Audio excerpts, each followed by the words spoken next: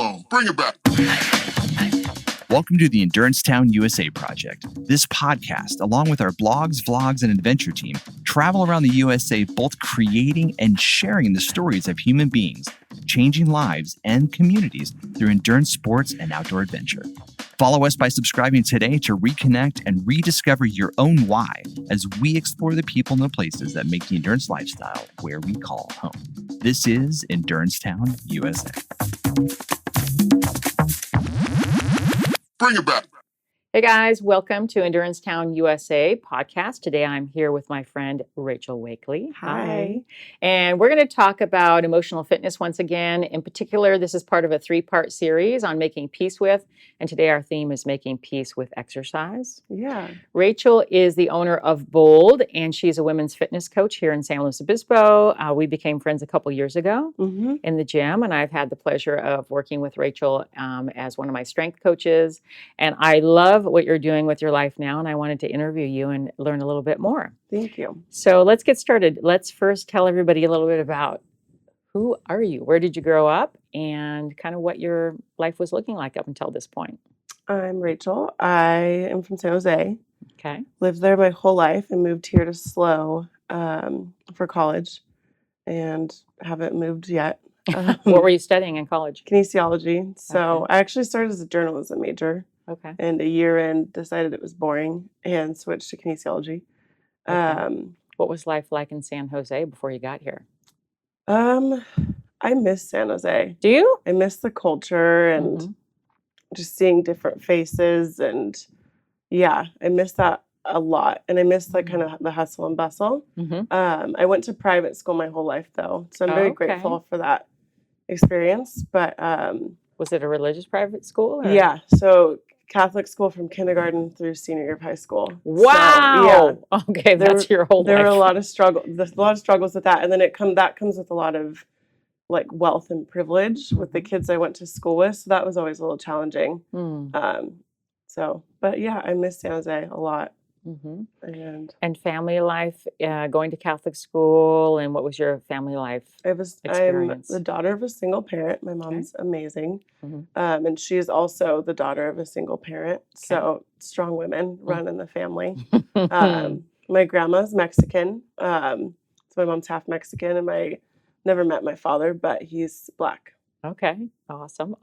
And then you were growing up, going to Catholic school, single mom. So what was your routine like? Was she working and you were having to basically kind of get home on your own? Or yeah, when I was younger, it was my grandma that drove me your grandma. Okay. to and from. And then once I was able to take myself places, I would, my mom would leave really early. I would leave walk to school by myself, walk back home by myself. My mom would get home a little bit later.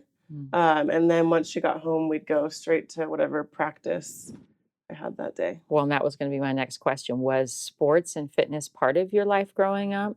Okay. Yeah. So I think every little kid starts playing soccer.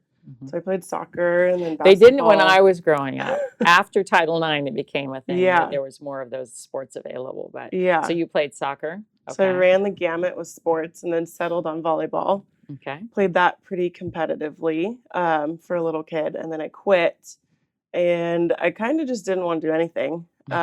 You were burned out already? Yeah. With the pressure of my mom, I got into CrossFit when I was 14. When you were 14? Yeah. Mom was doing CrossFit? No, she was not. Okay.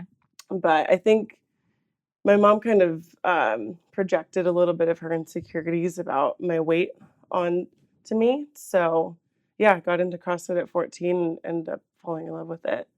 Were you struggling with your weight at that age? Or?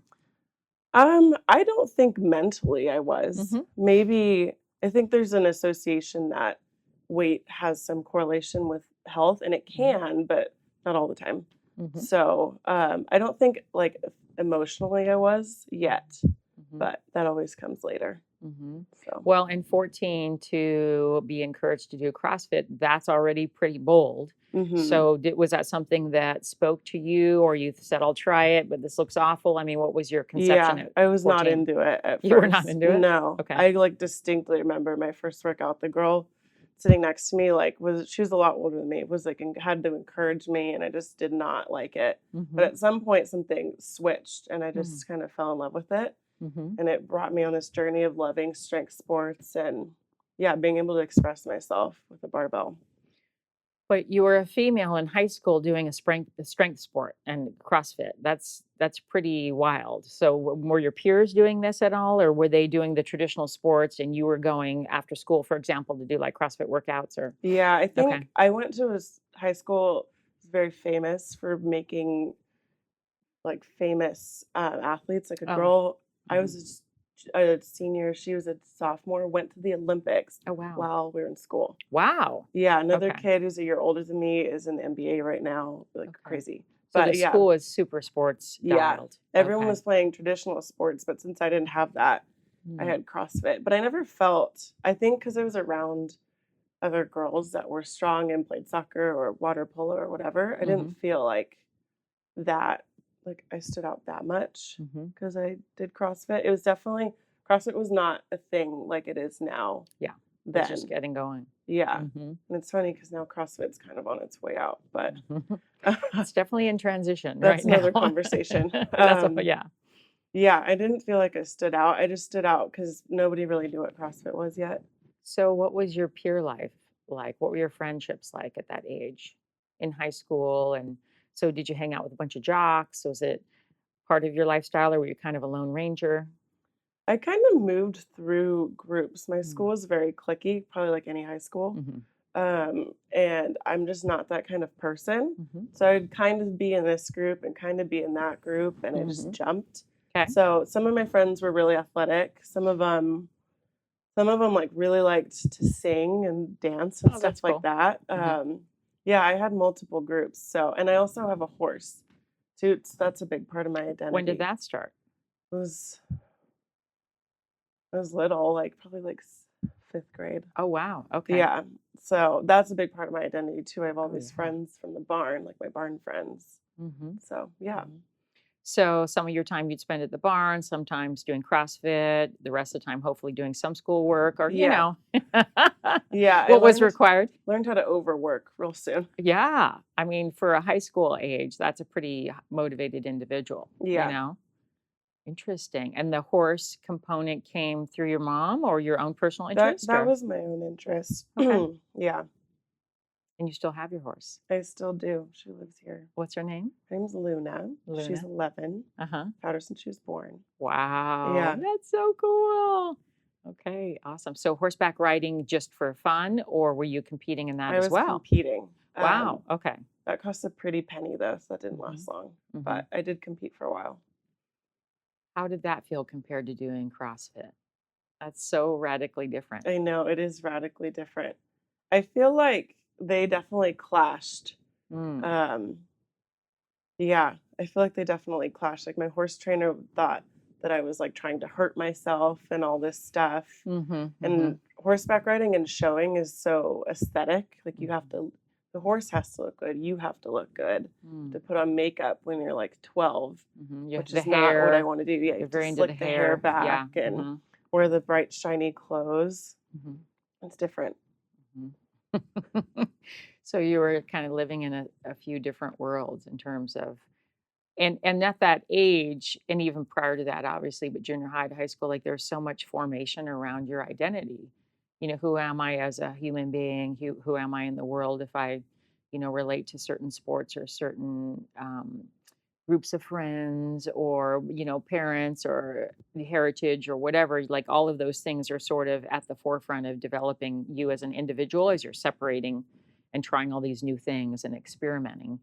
Can you think of any sort of transitional points for you at that age where you really felt like moving towards strength training and fitness was the right choice for you? I think this ties into like some mental health stuff, but Mm. I have throughout my life struggled with depression and I had Okay. a really hard time in high school. So I saw a therapist. So I was getting like the mental help that I needed. But I think a big part of that is we need to be able to express what we're feeling with our body. And I didn't have that connection then, but I was able to do that with the gym. Like when I didn't feel like anybody was looking out for me, I could go in the gym and really express myself and my body and what I was feeling. And I had that little culture too, all those people that That's true. That connected with community. me. Yeah, I Mhm. had that community, which really, I think, got me through high school.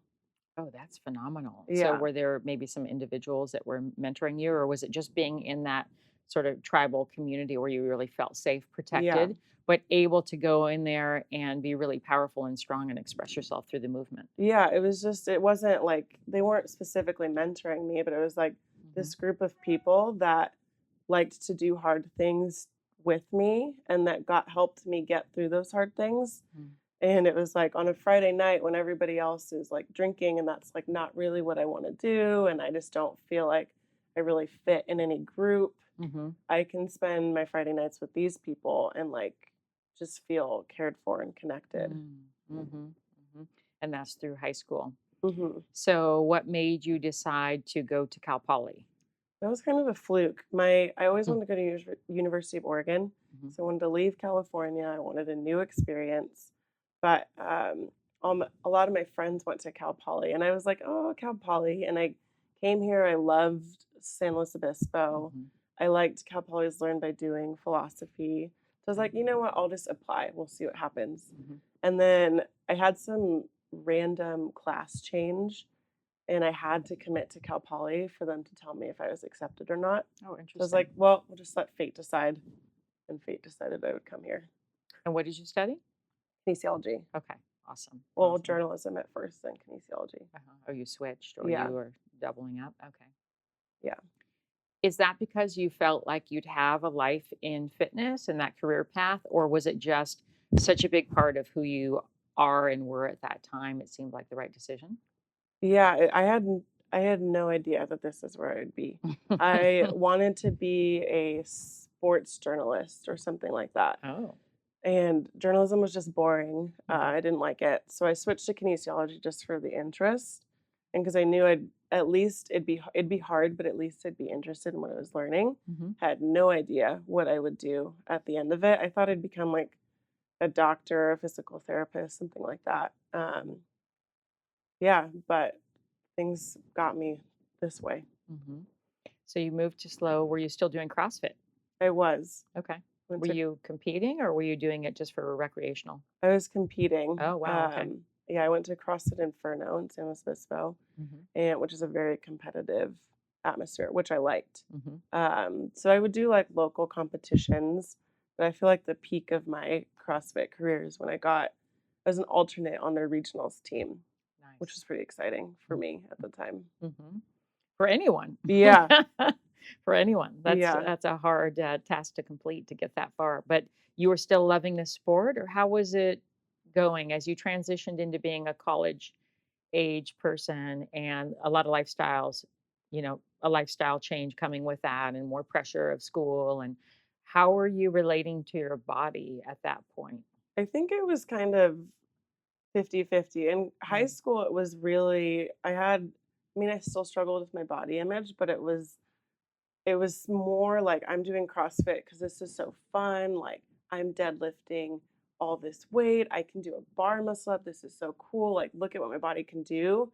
In college, I think I got so competitive Mm. and my body image started to get so much more misconstrued Mm. that it became this relationship with like if I do this tough workout, then I can eat this much food. So Ah, it became like a reward system. It was still exciting to be able I had wanted to do a ring muscle up for like 6 years and I it's finally did so it. So badass. that was exciting and cool, but Mhm. I was exhausted because doing that high intensity of workouts and having a horse and a boyfriend and School. school, Mhm. it's exhausting. So yeah, I've never been so tired in my life. I would wake up tired, go to Mhm. bed tired. It was Was this the awful. beginning of a different relationship with food than you'd ever experienced with this kind of intensity and trying to manage your energy and your mindset and then the food dynamic related to exercise? Yeah, I think it opened it up. I think at the time I was very obsessive. I counted macros. So I think macros are a great tool, but for me, it became this obsession of like down to the gram. I can only have this Mm-hmm. much. And if I go over on my macros, I'm not good enough and all that stuff. But it became, I was so tired. I wanted to know, why am I so tired? Like this, people don't feel this way normally. I knew something was wrong with me. So it became this issue, this process of trying to figure out what's going on with me. How can I fix this? And I was also having this back pain. So how do I fix this back pain and feel like a normal human? And I think that brought me to where I am now, where use fitness as a tool for myself to feel good, not as a tool to eat something. Mm-hmm. Mm-hmm. So I want to have a cookie that Yeah, day. but I guarantee that journey didn't happen overnight. Yeah. And it's super common, I mean, being in the health and fitness realm for all these years too, we all come throughout life with our own experiences and how we relate to our bodies and then to food and then to exercise and things around trying to get clear with our body image or get an understanding for how our body functions.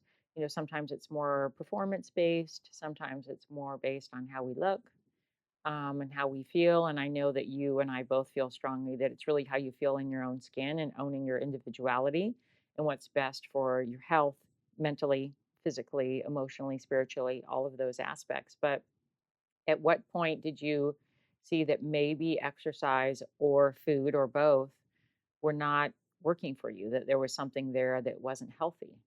Well, I had this back injury I told you about, and I kind of was forced to take a step back. It just got so bad. I was like, I can't train at the level that I'm training anymore. Okay. And like, I couldn't even sit through class. Like, I would have to take bathroom breaks just so I could stand up and like, Wow. so my back could take a sec. Had you hurt yourself through doing? It wasn't like one moment that Okay. I hurt myself. It was just like, oh, my back kind of hurts. And then a few months later, my back really hurts. And a few months later, oh, my back's like excruciating. Oh, wow. Okay. So I was forced to take a step back, and then started to feel better. And I kind of let go of the macros and just kind of started to eat how I felt like eating. Mm-hmm. And I was like, I feel a lot better. I was like, maybe this is why. And I also graduated. So that helped, not having that stress. Yeah. But it was like, this is what people feel like. Mhm. So, because I had been asking for thyroid medication from my doctor for years. Okay. So I swore I had a thyroid issue, but it was like, I don't have a thyroid issue. It's just, I was going too hard. Mm-hmm. And that, of course, affects your hormones and instability around all of that and trying to perform. And then, of course, that all affects your brain function. And so all of those things combine together.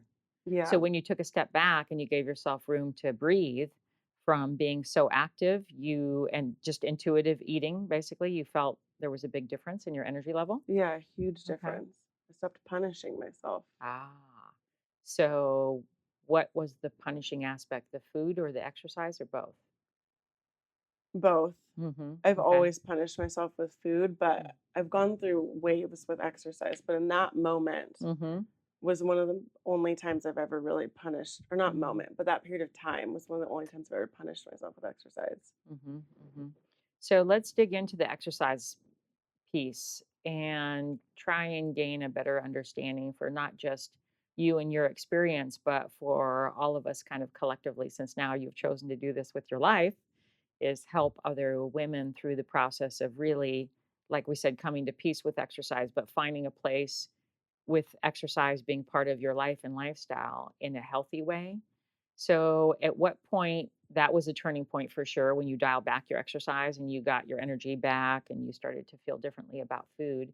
At what point did you feel differently about exercise? Because you went from being a really like highly motivated, competitive athlete. And then what happened with this back injury when you dialed back psychologically around your relationship to exercise? I think I started to learn more about just do it more for myself. Like, I like lifting weights, so that's what I'm going to do. And sometimes running sounds good, so that's what I'm going to do. And I'm still going to challenge myself and do things that are scary and hard for me. Okay. And I like the feeling at the end of that. But it's like, I'm not doing it because I want to eat a certain amount or because I'm super competitive. So I'm not doing it because Savannah did 205, so I have to do 205, and Yeah. she did it in this time, so I have to beat it. Ah. It's like, no more of that. So a big just- shift was taking the competitive element off the table. Yeah. And if you were going to be competitive, it was going to be you against you. You setting a goal or a bar for yourself and then seeing if you can achieve that. Yeah, exactly. It's an internal motivation instead of external. Intrinsic versus extrinsic Yeah. motivation. Yeah, it's fascinating. Yeah. Okay, so how were you able to make that shift? Because for a lot of us, that's super, super challenging. We're raised in environments, especially now. I love that sports are available for all people and all ages. And, they're starting younger and more girls are getting involved in sports and such. But I do still see a lot of old coaching methodologies out there. I was talking with somebody yesterday who used to coach and was coached as a competitive runner for most of their life. And it was a male, actually, and he ended up with an eating disorder and lots of injuries. And he's now coaching youth cross country and track, and he's struggling a little bit. So we were having some really interesting conversations about him making peace with his own experience and Yeah. not taking it into the coaching environment. Old school coaching is still around, and a lot of us were raised with those mindsets of more is better, harder is better, and Yeah. the whole suffering mentality. CrossFit sort of created that. I would say also like some of the Spartan races or some of that kind of off-road, rough and Yeah. rugged stuff. The mindset around embracing suffering and building grit. Like I'm all about being strong and emotionally fit, and so are you. But we do know that there's a slippery slope there. There is. Yeah. So what's the difference for you, and how have you found it? I think it comes with intention. Like, I don't wake up every morning wanting to work out. Some days I do, but not every day. And so today, for example, I don't really want to work out, but I'm going to because I like how I feel afterward. Those endorphins are amazing. I feel accomplished. I feel like I overcame something. And I know that long term, my body will thank me for it because it will move better. It will have better flexibility. My brain will feel better. Yeah, it doesn't come from a place of I've just let go of wanting to restrict and punish. I've moved into a place of like wanting to celebrate. Let's talk about that celebration piece a little bit. I know that's a powerful part of your coaching methodologies. And part of your own transition into being a coach is and the coach that you want to be and that you are becoming now is really about, I needed to learn to celebrate my own body and what it was capable of, and my own strengths and my own desires within in terms of fitness and my relationship to food and other people. So when you say celebrating your accomplishment, you don't actually mean a goal. You mean celebrating the daily work of building you, right? Yeah, exactly. Okay. 100%. Because when I first started coaching, I was a terrible coach at first. But I saw We all a have to lot figure- of these people coming through that I was coaching, that they're only in there to lose weight, which is what most Yeah. people are in the gym are in there for. And I just kind of had this realization, like, fitness has always been, or exercise has always been a place where I can leave feeling accomplished and good. Even though I did something terrible that I might have thought was impossible, I did it. And I can leave there feeling good about my effort and the fact that I even showed up. And these people are just in there punishing themselves. I had this woman once deadlift 200 pounds, and she's an older woman. So that's huge. Amazing. Yeah, but it was right after the holidays, and she was so upset. She gained a few pounds over Thanksgiving. And it's like, she wasn't even happy about the PR. Wow. And I was like, you've spent your whole life never celebrating yourself. Like, you Wow. don't know how to. So she deadlifted 200 pounds. Yeah. And she, on her mind, was the 5 pounds she gained over the holidays or Exactly. whatever. And I was like, write that down on the board. Like, I Yeah. tried. I was Yeah. like, you only know how to beat yourself up. You've Yeah. never learned Yeah. how to celebrate yourself. So I was like, what if we can shift the mindset from I'm in here because I want, or even performance goals. Like, my lifetime goal is to deadlift 400 pounds. And every day that I don't do that is a disappointment. Mm, It's like I'm in here because deadlifting makes me feel really strong right. and because it makes my glutes stronger, whatever. When you leave at the end of that day, you haven't deadlifted 400 pounds yet, Mhm. but you did something on the way to that and you feel awesome after. Mhm. Mhm. I think it is interesting how a lot of us are coached, and there's just like thousands of philosophies around coaching and coaching mindset and coaching programs in terms of the actual sports science and things of that nature, which is always evolving, also, by the way.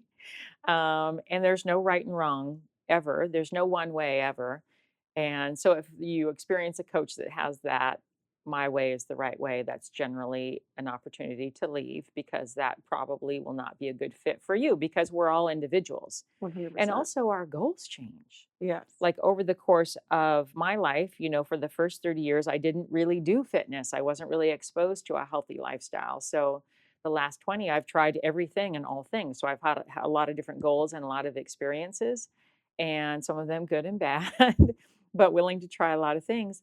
And depending on what's going on in my life and in my body, my goals need to adapt. And the Mhm. times that I struggled the most, both physically and mentally, emotionally, was when I wasn't willing to adapt my goals based on what my body was telling me or what was happening in my life or what was Yeah. happening, in my circumstances. And those are just, the deep holes, Yeah. the rabbit holes that create depression and anxiety and physical injuries and stuff like Yeah. that. That's part of the issue. I don't hate goals, Hmm. but that's part of the issue when you're so wrapped up in them. So Hmm. like a weight loss goal or a performance goal, whatever it Yeah. is it takes you out of the present. It Mm. takes me to the future when I find for me it's always weight loss. When Okay. I finally weigh this much or look like this, then I will be happy, but it's like then what's the process? You're miserable until that happens if it happens. Right. It's going to change. We're going to have a fork in the road. Hmm. So why can't we focus like life's happening right now? Let's be here Yeah. and be in the moment and enjoy the process. So for me it's enjoying the process of the movement Hmm. and what I'm doing. Hmm. And if it is a weight loss goal, having a good coach who works with you to understand, is that a reasonable goal, and what's the intention behind that goal. So is that you went into the doctor's office and they did your BMI, what, right? These things happen every day to thousands and thousands of people, right? They get judged by a perfect stranger in a doctor's office. Maybe they went in there for something completely unrelated or whatever the dynamic is, and they're told, number one, the doctor says, hey, you need to lose weight. They don't, how are you feeling? How's your mindset? What are the things you're doing? What's your lifestyle? It's more, oh, I see an issue. I consider you or deem you overweight. You need Mhm. to take care of that. So there's immediately this judgment from a perfect stranger, which is completely unacceptable to me. But also, we all do it every day to our peers Yeah. or to our family members or to people that we really love unconditionally that are a huge part of our lives, but we cast those judgments. What are Yeah. your thoughts on that? And how can we stop doing that to one another in our circles of influence, in the gym, or wherever? I think that judgment comes from an insecurity within ourselves. I'm Mm, noticing the less judgmental I am toward myself, far less judgmental good toward call. other people. So it's Yeah. learning to accept the imperfections within myself. Hmm. And like not even accepting the imperfections, but just accepting myself. Even if I have that deep voice that not everyone that's not the ideal female voice. And Your even if bold I have voice that we just talked exactly the about. bold voice and a Yes. bold body, Yeah. even though my body may not look like what is ideal, On Fitness Magazine? yeah, No? that's what makes Rachel Rachel. Yeah. Yeah. So Hmm. yeah. And if the more I can learn to accept that, the more I can learn to accept other people that don't fit this ideal. Yes, exactly. It's so fascinating how many people, and I definitely have done this. I'm sure you've had these experiences where we love other people unconditionally and we really want, as part of our value system, to be non-judgmental and to create environments with our peers, whether we're coaching or hanging out or whatever our relationship is, where we really love that person for every aspect of them. But then we don't do that with ourselves. Mm-hmm. That's the other side of the coin, right? Is if we are treating other people the way we should be treated or not. And would we say those things that we're either saying to ourselves in the mirror? Would we say that to somebody that we love? Yeah, 100%. And I think as leaders, we need to, I'm not saying we need to share a whole story, but we need to not be afraid to show all parts of ourselves, not just the parts that are shiny and perfect. Yeah. And we need to own our story. Yeah, we need to own it because I relate most to leaders or people that I look up to that show all parts of themselves because I'm like, oh, you're real, and you struggle with this too, and so do I, and so do my clients. My clients appreciate when I'm not afraid to tell them, like, yeah, this is hard for me too. I'm working through it too.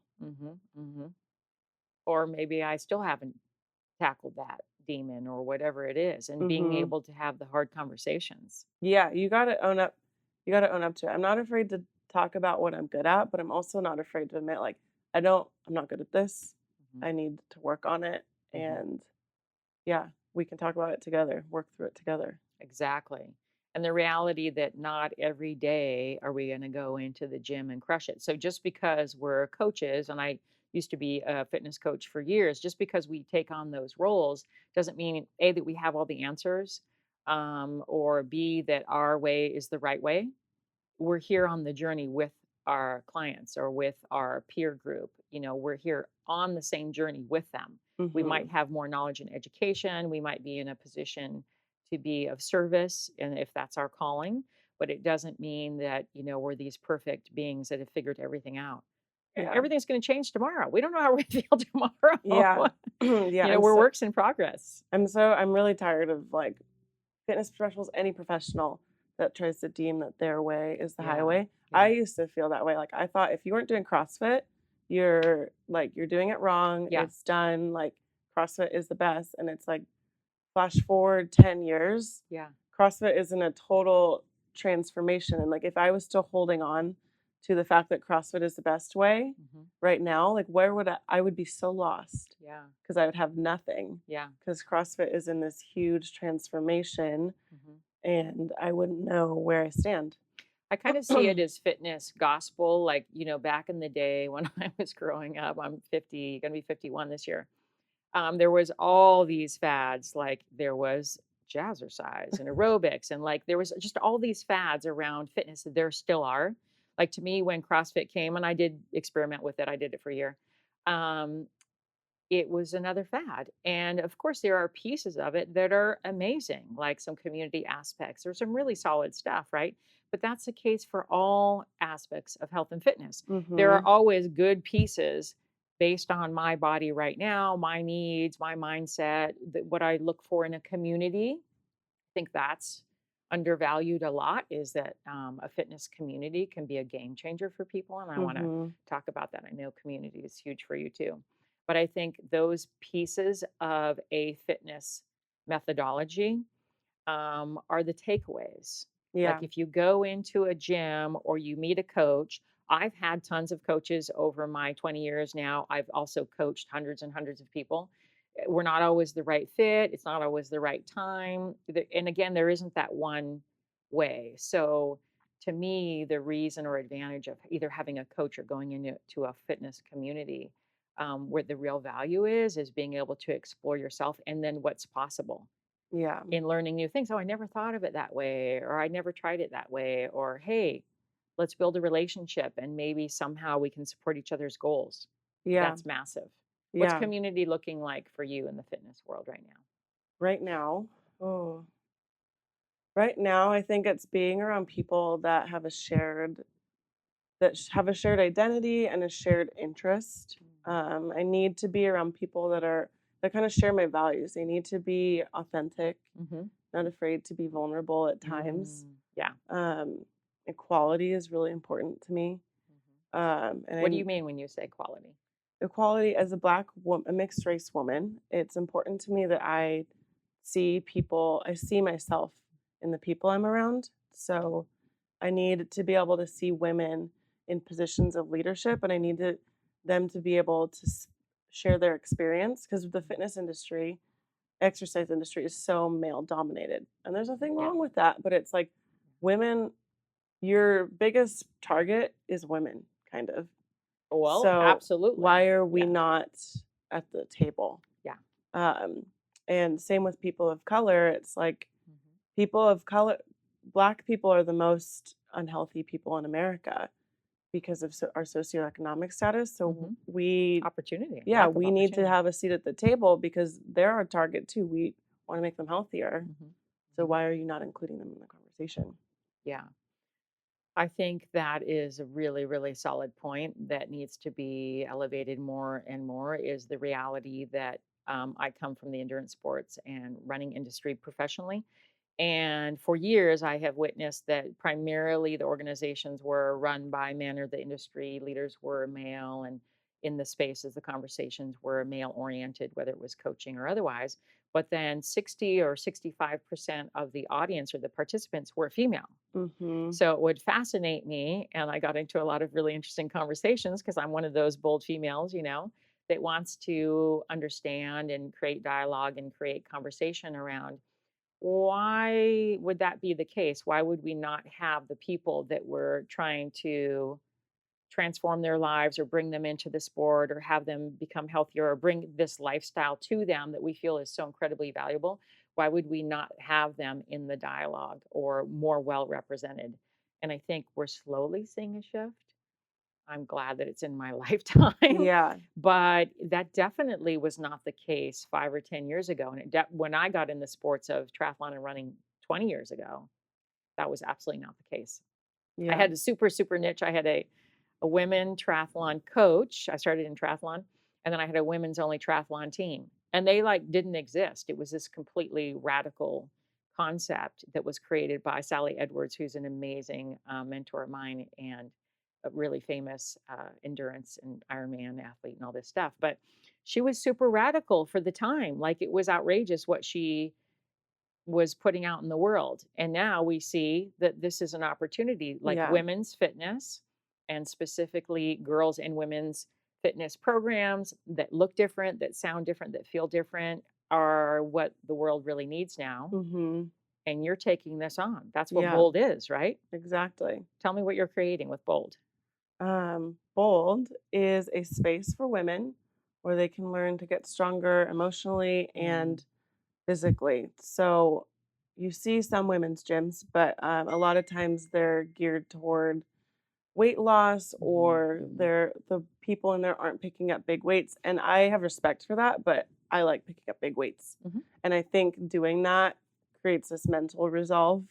So I'm creating a space where women can get really strong, but where we can also think about the mental aspects and how that connects to real life. Because a workout is like a, a real life situation, and we can connect that. And when we get better at facing the challenges in our workout, we can apply that to real life and just be better humans. I want to build better Exactly. humans. Exactly. That's why I think it's also important that we're working with young girls Mm-hmm. and getting them a different experience, a different mindset, or a way of connecting to their bodies as they're developing, and then what that looks like into young womanhood and then Yeah. womanhood. I mean, I believe with every ounce of my being, and it's not just because I'm a woman, but it's just the reality of the situation is we're all born from a mother. So every human being has a mother, right? So most of us have grandmothers and we have aunts and we have sisters and we have wives and we have daughters. And the blessing of all of that female energy is that there's so much in the world that we're doing, the females are doing in terms of education Mm-hmm. and influence. Like who's cooking the meals, who's buying the groceries, who's setting the schedule for the kids. Yep. Like your mom did you this amazing blessing by introducing you to strength at 14, which is Yeah. pretty, outside the box, to be Yeah. honest. And I think even though I'm sure it came with some challenges, just how cool for her to believe in you in that way Yeah. and be like, I want to give you this experience. Let's go check it out and expose you to something so radical like that. Yeah. Well, And we that need gym was owned more. by women. It was owned by women? Yeah. A CrossFit gym owned by Yeah. women? See, that's not very common either. I know. I don't think my mom did that on purpose, but I was thinking about that. Ooh. What if that gym had been owned by men? Uh-huh. I think it actually would have had a big impact because Mhm. seeing other Strong women. other strong women teach me how to do these things that I thought Mhm. was crazy at the time, Yeah. and having them, I still think of the owner of that gym, it's called CrossFit Willow Glen, as a mentor. Mhm. If I hadn't had Audra as a mentor, like Mhm. where would I be? I'm not sure I would have stuck with it Yeah. because that gym has the best sense of community, and it's just it's well run, it's clean, it Mhm. has a good community, and I think having that mentor who just happened to be a woman who I saw in a strong light was just totally different. Mhm.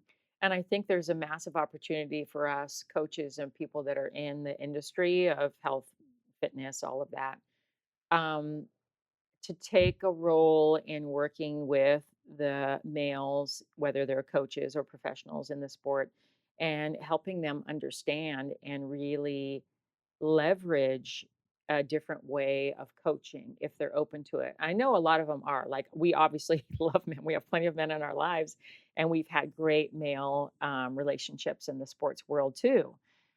But we want to also be here for what our value system is and what our purpose is.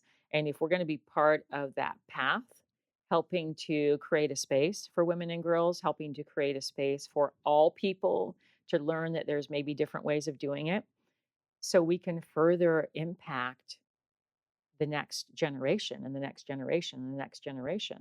So I want to hear from you what your dreams are with your business and what your goals might be at this time. I know we're in a big transition, Yeah. but what's this looking like for you now? I think ultimate goal is definitely to own a physical gym Yeah, where the brick and mortar yeah, model, where huh? I can coach people, other women can coach women. Hmm.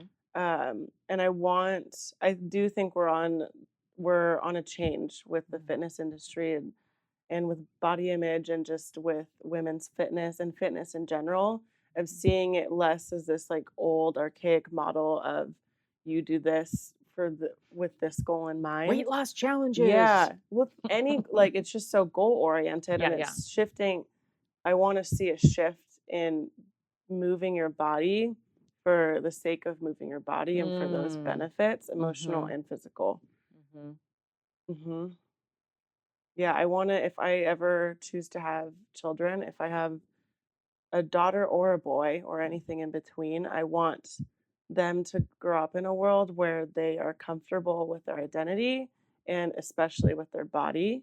And if they choose to use movement, they Yeah. can use movement to kind of express the things they're feeling Hmm. throughout their life. Hmm. Well, because we know the power of that tool, right? And so teaching that to other people is just a big part of the mission. Hmm. Cool. So, in closing thoughts, when I say making peace with exercise, what does that mean to you? Making peace with exercise is taking all the external motivators out of it. And it is looking within yourself at why am I doing this? Yeah, why am I doing this? And what is going to make me feel good? Why am I doing this? Not why do I feel the need to do this? Just looking within yourself at what you are looking for, and that just on that day. Moment by moment. Yeah. Awesome. Okay, lady, this was great. Yeah. Thank Yes. you. Woo!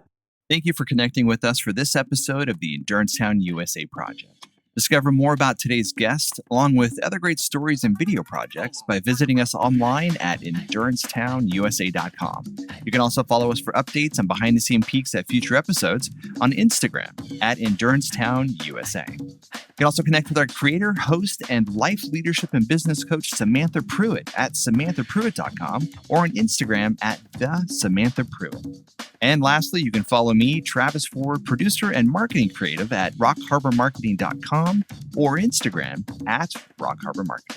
Thanks for tuning in, and we'll catch you next time we go on an adventure to Endurance Town, USA. Bring it back.